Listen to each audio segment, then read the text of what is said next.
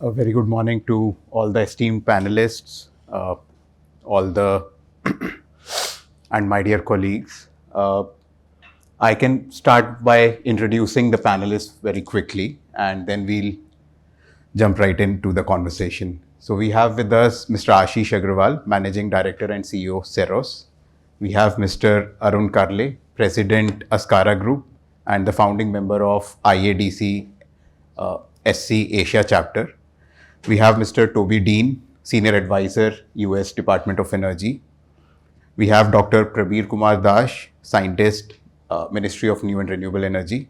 And we have Mr. Karthik Ganesan, Director of Strategic Partnerships at Council of Energy, Environment and Water. Uh, Thanks a lot to everyone for coming in here. I am Gaurav Gulati. I am a partner with Carney and I'll be moderating the session. So, we are all very eager to listen to the panelists, so I will not make a long introduction or anything of that sort. We would just want to jump right into the topic. Uh, we all know geothermal is one of the most versatile clean energy sources, and I would say it has now started getting the desired and the right attention, especially in the recent past. Uh, Beyond the conventional geothermal, we know advanced geothermal technologies, they are getting increasingly mainstreamed from pilot to scale up. That's the ambition that everyone has. Uh, India, of course, is one of the most resource rich. If you look at the Himalayas, Godavari, Cambay, there are multiple pockets where geothermal could be of significant value. As of now, the potential is roughly about 10 gigawatt, but it is slated to be much higher in future as we mainstream some of the advanced technologies. And it has, of course, significant overlap with the oil and gas industry. On the supply chain side, drilling, everything, the services, even the data acquisition, all of that is of significant value. But it also has a significant potential to decarbonize the oil and gas value chain. And with the unique consideration of this being firm, dispatchable, low carbon resource, it is one of the most, I would say, promising future technology, particularly for the oil and gas industry. Uh, there are, of course, multiple get rights that are needed in order to mainstream and scale up the entire geothermal space. And with that context, I think it will be very relevant to get into the conversation straight away. So, my first question to Mr. Ashish, on the renewable sector or on the renewable energies, particularly wind, solar, more recently on the batteries, India has progressed significantly. And, the key targets that we have taken, we seem to be progressing quite well in that direction. In this context, what separates geothermal from other renewable energy sources that we are seeing in India, particularly in terms of the reliability and complexity? Yeah, good morning, everyone. So thanks, Gaurav. So, I'll come straight to this exciting subject. We've seen the other forms of renewable energy progress quite well in India. In fact, some of them are beyond their stated targets already. Geothermal isn't something which is absolutely new to the world. It's been around for some time. And several countries have made good progress. Toby is here, and US has made significant progress in terms of technology and also scaling up. So I think from a very layman's perspective, I'll come to both pros and cons and also what separates. Look at it like this. I call geothermal as more renewable than the most renewable source of energy. One is because maybe at 6 p.m. when the sun sets and your demand peaks at 8 p.m., solar is sleeping, right? But geothermal is working 24/7. Likewise, the wind, especially in India in the monsoon season, when the with the clouds, and so all the wind equipment, the base load comes down, falls silent. But geothermal is still working 24/7.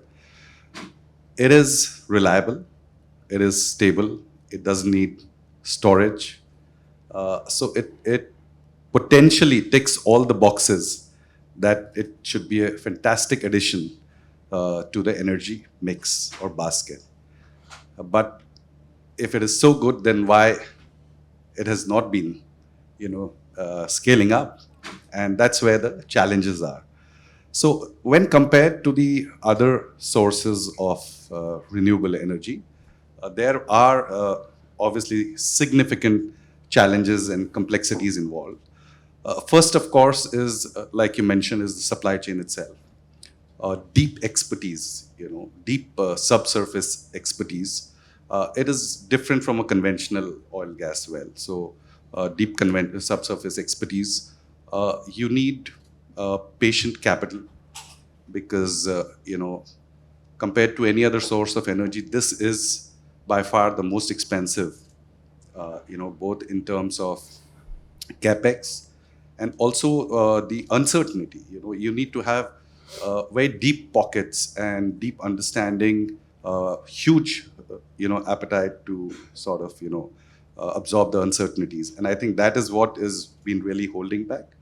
And I can very quickly come back to a point like to mitigate this and to ensure that this becomes a significant addition to the energy mix or energy basket. That's where the role of governments and policy support comes in. I'm sure you'll be covering that, so I'll probably circle back to that. Sure. Thank you. Mr. Dean, if you could carry forward this point and lead us with few global and international examples where this would have been mainstreamed, and what are the learnings? It is still complex, it is still in early stages, but there is significant progress overseas. What are some of the learnings that India should specifically bring in? Yes, happy to touch on that. Thanks for the question. The only thing I would add on to your last point is the operating lifespan of geothermal is also going to be much larger, much longer than wind and solar. But in the U.S., we are very optimistic. We believe we are at an inflection point for geothermal as a gigawatt scale, reliable, firm baseload power generation source. The reason we're so optimistic is because it has so many similarities to the unconventional oil and gas development. And 20 years ago, the United States was a net importer of oil and natural gas. We had a resource in place that lacked the natural permeability to extract that energy source, and that was source rocks. That was unconventional reservoirs for oil and gas. Through the application of horizontal drilling, multi-stage fracturing, we have grown oil production, we have grown gas production. We're now the largest exporter of natural gas globally. We're producing more oil than any other country. That same problem set is the same for geothermal. We have a known resource in place, and it lacks the natural permeability to flow it.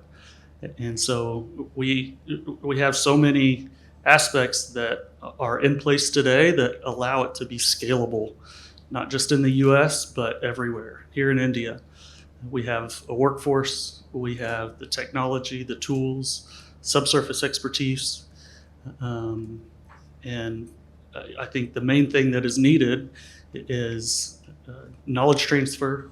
We need, as you mentioned, patient capital, and we need a policy that prioritizes reliable power generation over unreliable and intermittent sources. Just to add to Toby on this point, actually, very interesting, the base load factor. It's the highest in geothermal, when compared to, it's almost upwards of 80% when compared to wind. Solar is significantly more than double is what geothermal brings. So that's why reliable power is very important. Sure. So, Mr. Arun, and you have been in the oil and gas industry for almost 5 decades. Both Mr. Arun, Mr. Deen, they talked about the relevance of supply chain, the subsurface expertise that is needed to unlock geothermal. What, as per you, is the right role of oil and gas, both service providers as well as operators, towards enhancing the geothermal in India? See, I represent IDC, that's the International Association of Drilling Contractors. We got to drill well first to get your energy out. And we got a lot of complex issues, especially over here with geothermal in drilling the well.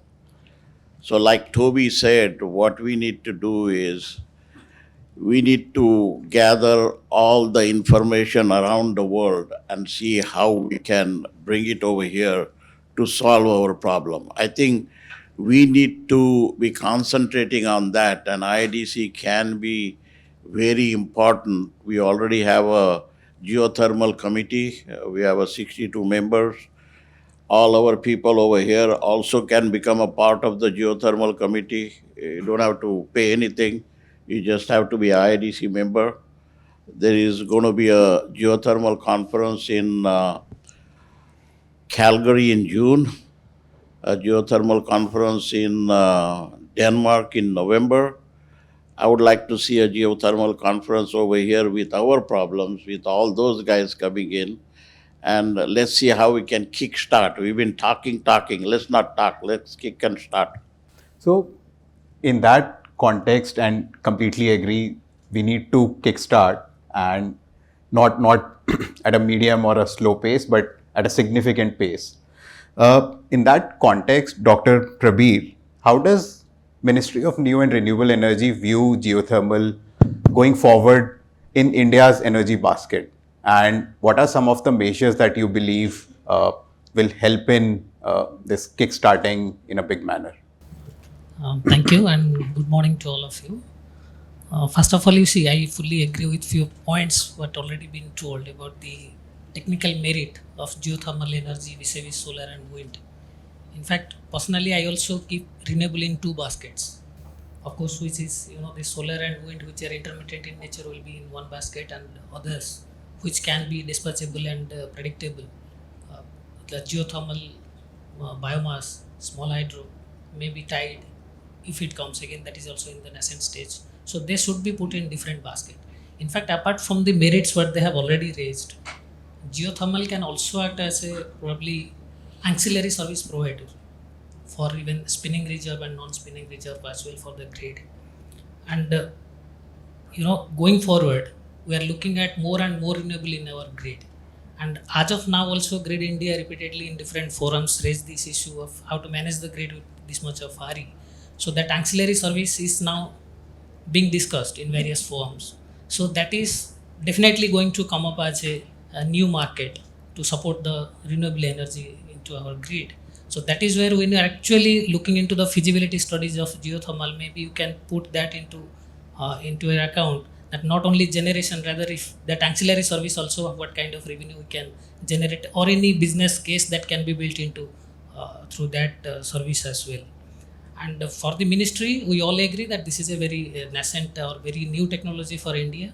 Although globally there are around probably 16 to 20 gigawatt of power plants are running, but in India we are yet to see some commercial projects. So as ministry, we are already kind of supported few projects, starting from prospecting to looking at the pilot, even different usages, space heating as well as electricity generation.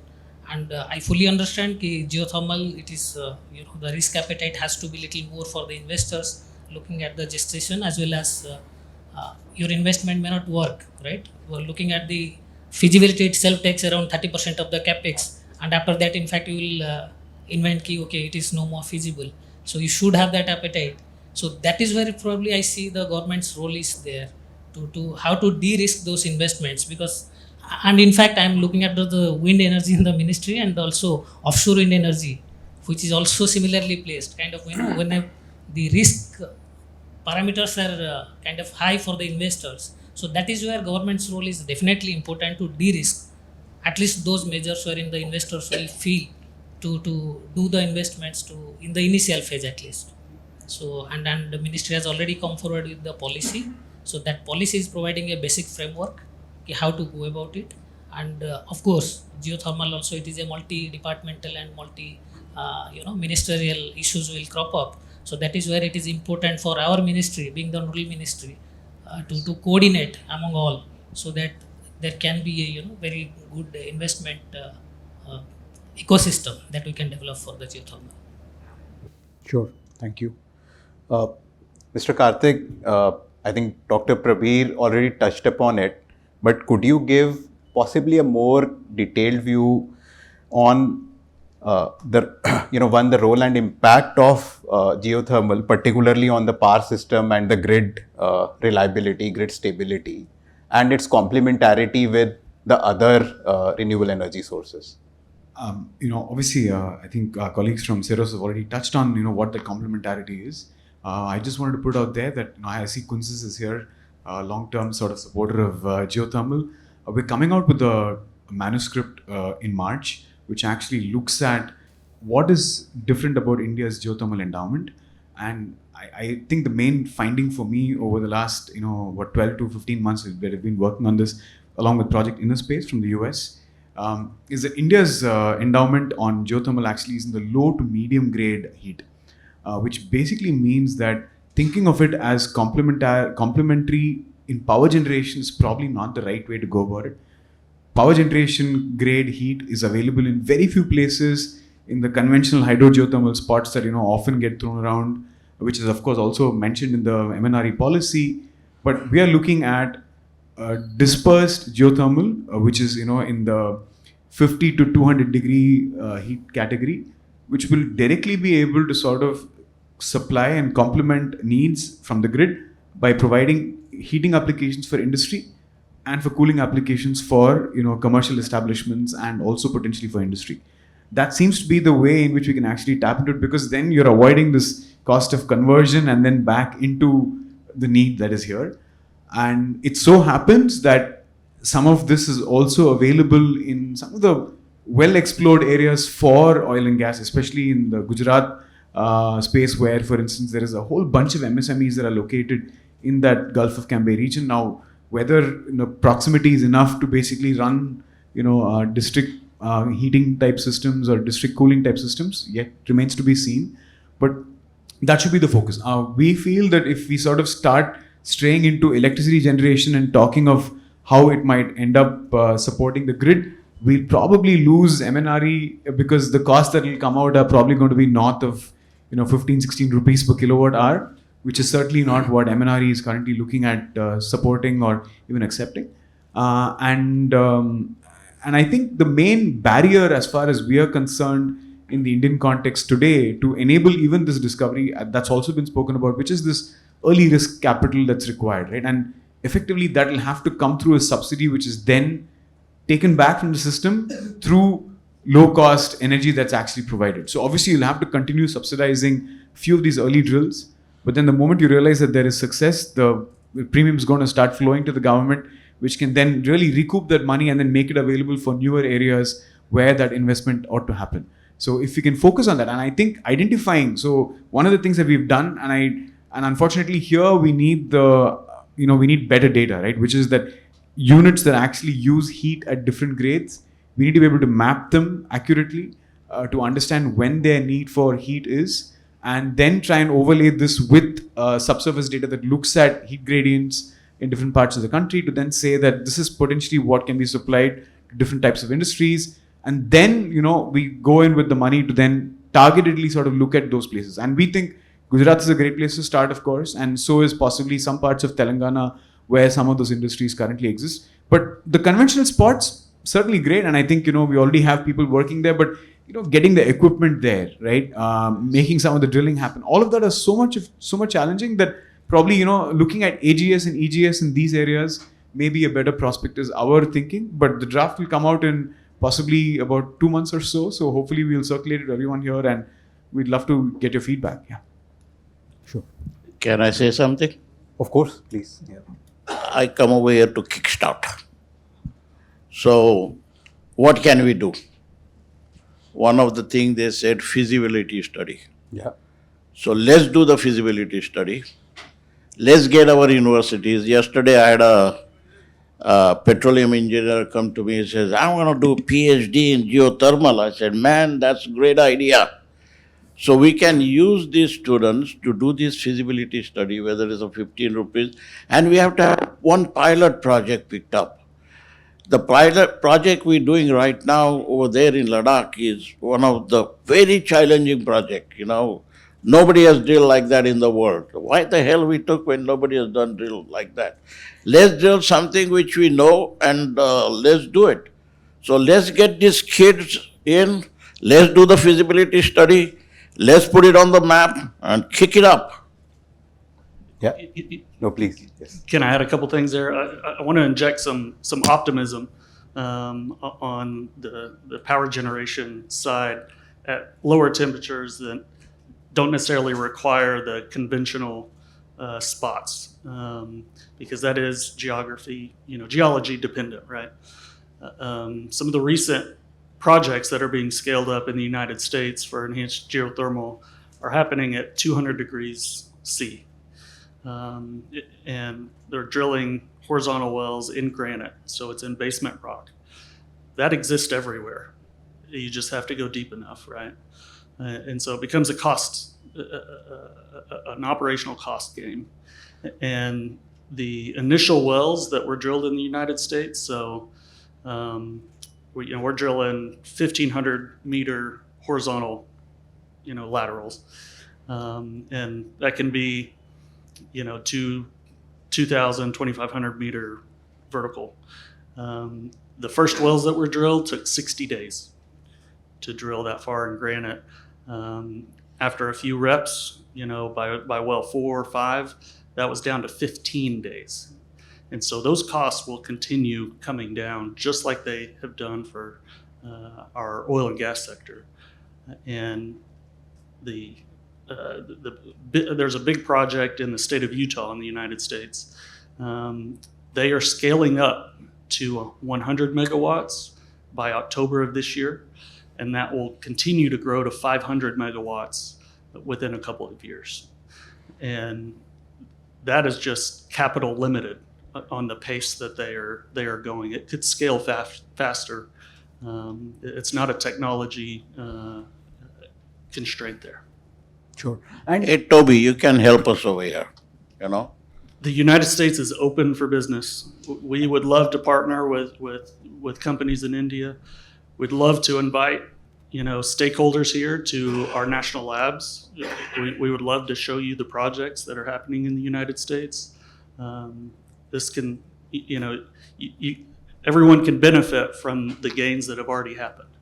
And while we are discussing this, Mr. Deen, and you talked about drilling in Utah and elsewhere in US, like in conventional oil and gas drilling, I think the role of subsurface data, subsurface mapping is very important. And that will be one fundamental reason why one will be able to, or how one will be able to reduce the costs. How do you think US enabled that, or is enabling that, particularly on the subsurface mapping for geothermal? Yeah, so the way it has happened in the United States is we have benefited from all of the oil and gas wells that were drilled. We have over 200,000 wells in the United States that have been drilled, and so we have a pretty decent understanding of the temperature profile. And then it just becomes an optimization of how deep do you have to drill, and what are the lowest cost places to do that. And so the starting points have been where are the hottest rocks shallowest, but there are places in like the state of Colorado where we need to go down to 12,000 foot TBD to get to 200 degrees C in basement rock, but it's really cheap to drill that far. And so you're going to see this expand. Sure. Thank you. Mr. Arun, do you want to make a point here? Well, basically, what we do in the United States, when I say we do, half the time I'm there and looking at what they do, and I'm also looking at what I do, and I've been in this industry, like you said, 56 years. And I'm just trying to look, what can I bring from there over here? And that's what my expertise in. And on this geothermal, the first we have to understand, you do this feasibility study and understand and pick up a spot, There are a lot of reports made. In fact, Geological Survey of India probably has drilled about 40 wells, and 30 of them had a blowout. What the hell they had a blowout? So, but anyway, we have to kind of look at all the information I got. I got 5,000 pages right over here with me, and I was hoping some students will come here. But let's do our initial plan on what we're going to do, where we're going to go. I like Gujarat, okay, and Cambay Basin is one of the places, and I like your Utah. Let's put Utah in Cambay, and let's do some horizontal, let's do some fracking. But before doing that, let's do the study. And man, we got all these intelligent guys in IIT sitting over there. And let's do that, put it on the paper, put some timeline, and get it going. Of course, no, that's a very relevant perspective for India. There is, of course, on the matter of cost, we have read IEA projecting significant cost reductions. I think they are saying about 80%, the cost will be reduced by 80% levels. My question to Mr. Ashish, one, do you think it is feasible? If yes, in what time frame? And then what needs to happen in order to make it feasible, particularly from a supply chain, drilling cost, other equipment perspective? Yeah.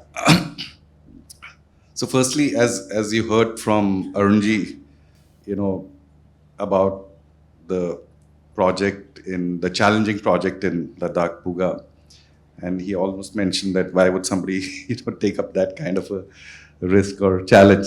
So I'm happy to say it is Seros, which I represent, which is doing this extremely challenging uphill task of putting India on the global geothermal map. Very proud to say. It is just a dogged determination to be able to want to do it.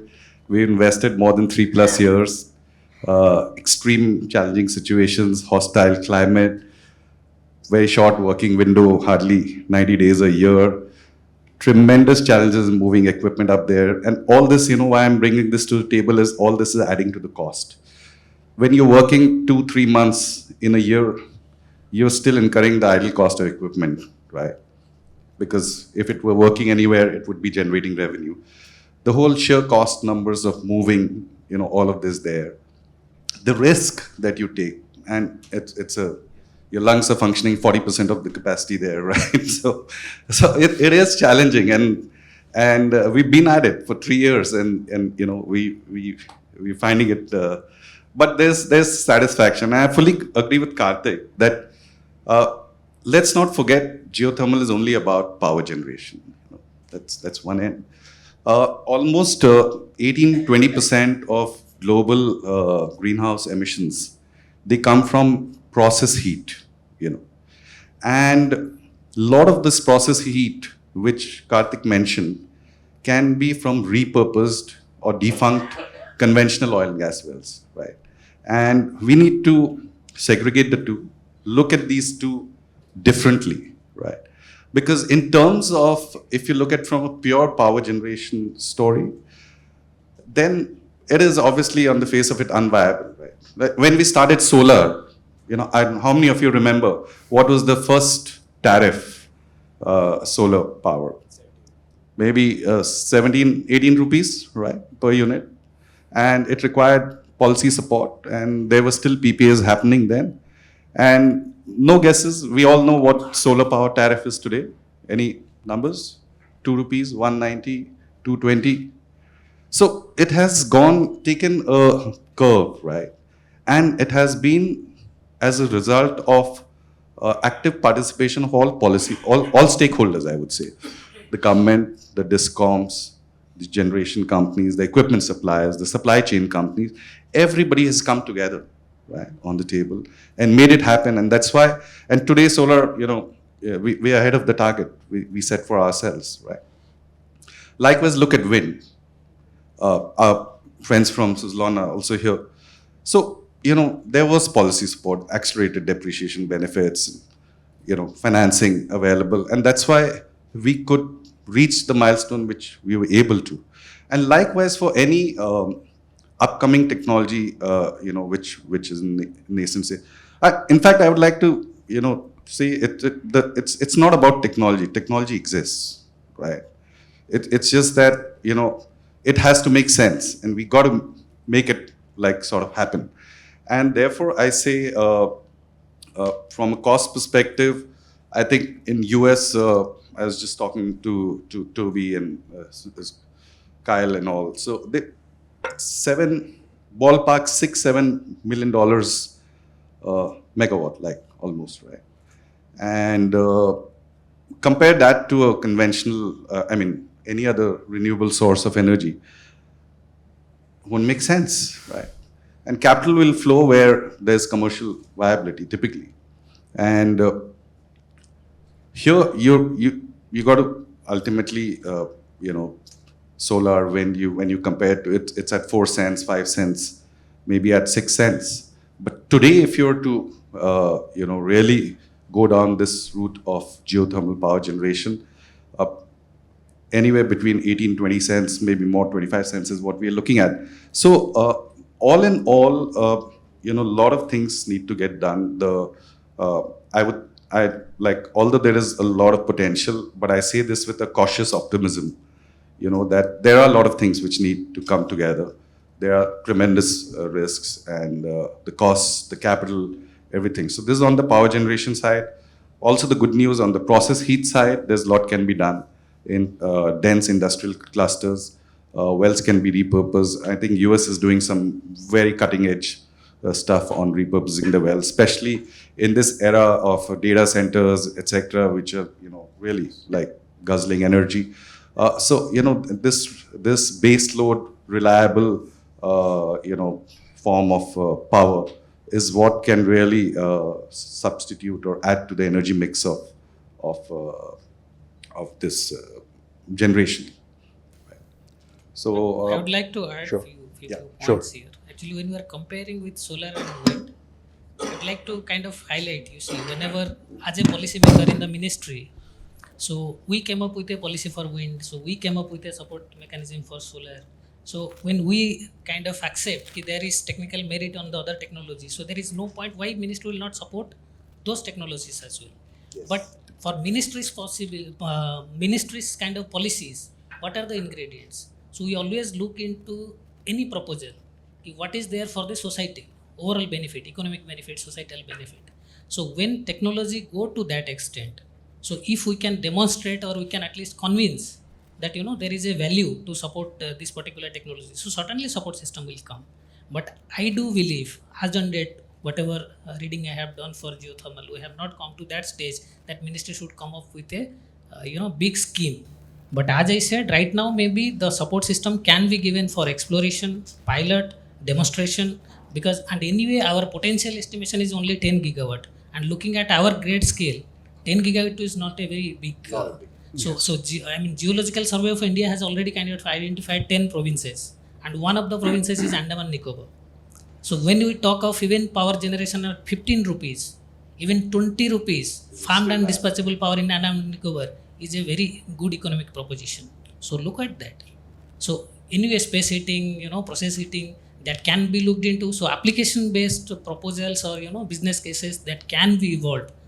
But once we come up with actually a potential estimation, have the geoprofile data, exactly know where to do what, then only probably at a ministry level that policy can definitely be formulated. If I can sort of throw a curveball at the end here, I feel we need to, at some level, right, the private sector needs to realize that here's a resource that's potentially under my feet, where I'm operating, and there are challenges to actually getting grid extensions to where I currently sit because of distribution constraints, transmission constraints, looking at Government of India's inability to sort of fund technologies that they don't deem, this has to be something that I think private sector needs to come together to really do differerently. I feel like the Puga type project is a vanity project of ONGC, to be honest, right? Because we know that that's not something that's going to scale across the country. What actually will work is if you can come up with a pooled mechanism where, for instance, a group of SMEs or industries in a cluster in an area that is deemed to have some potential come together to say, you know what, the resource may be located somewhere, but then let's pool the resources to figure out financial resources to actually drill here.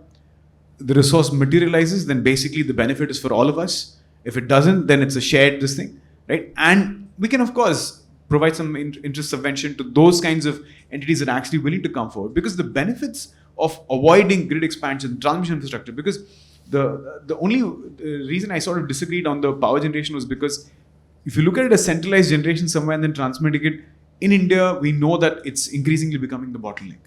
If you have the resource right under you, and if it's an infinite reservoir in some way, right, then let's make it happen, right? I mean, we're looking at vertical cities that are going up. One of the reasons why solar doesn't work in urban India is because of this constraint of how much can it actually sort of supply of the need of a particular building.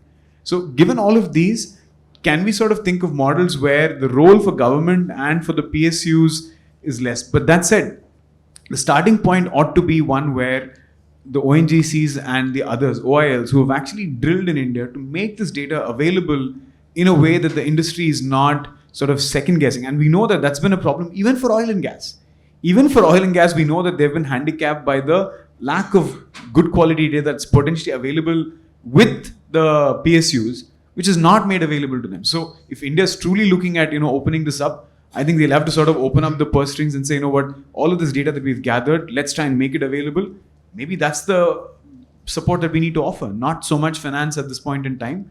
Maybe they can come in at a later point when they deem it to be fit, and where other areas where data is not available, the government can come in and then maybe provide their subvention. Yeah.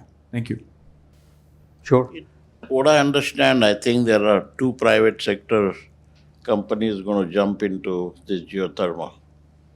I like to see, because normally they are the innovators. So I'm going to try to work with them, with the international folks. One of the things you said, SMEs. SME is the most important brain, which will tell us what needs to be done. So basically, we need to identify what we want to do, where we want to do. Let's not just concentrate on making electricity. Do you know Paris is, all the houses are heated with the geothermal? And so we can look at our problems and have a little bit of a small group made, brainstorming group, get some of the guys from overseas and the SMEs, and let's take a look at what is our problem and how we're going to solve it. Sure. Yeah. And just on this thought, Mr. Deen, what are the avenues that India can look for towards partnerships, and how can India essentially capitalize on the momentum that US is currently having? I think access to data is going to be a big part of that. And like I said, having a policy framework that allows companies to transfer their knowledge, to bring skill sets over here. I believe India can build off of the momentum and in the spaces that the U.S. has been pioneering. It doesn't have to be separate learning curves. And from the U.S. government perspective, we would be thrilled to help facilitate that. So let's get DOE Washington and DOE Delhi together. That's why we're here. I think what Toby is basically essentially summing up is that we all understand the benefits of geothermal energy. It's not a sprint race, It is a marathon race, sort of. You got to be steady. You got to be paced, and this is for the long term. I think it is scalable, and it's a proven technology, and it's basically infinite in that sense. I think this is the one place where I probably agree with the mantra of the US president, which is drill, baby, drill, right? Maybe drilling for geothermal in India is probably the way in which we also sort of match frequencies, because we don't have much oil that we seem to be sort of be able to get with drilling, and maybe trying to come up with a deal, right, that actually then gets us this technology and the drilling prowess that the US has into the Indian market to then facilitate this deep reduction in costs is probably the easiest win-win that I see as far as geothermal is concerned. So certainly make it happen in the way Mr. Anil has talked about it. Yeah. Yeah, we got to drill in right place, and we got to find where the right place is. For that, you have to do the initial homework. And I think somewhere we're missing all that. We're talking all these things, we're going to do this. Let's start with the basic and see how we're going to go further. And let's see how Washington and Delhi can talk to each other. I think we are end of time. Of course, it was very insightful, and I would once again like to thank all the panelists and everyone seated here.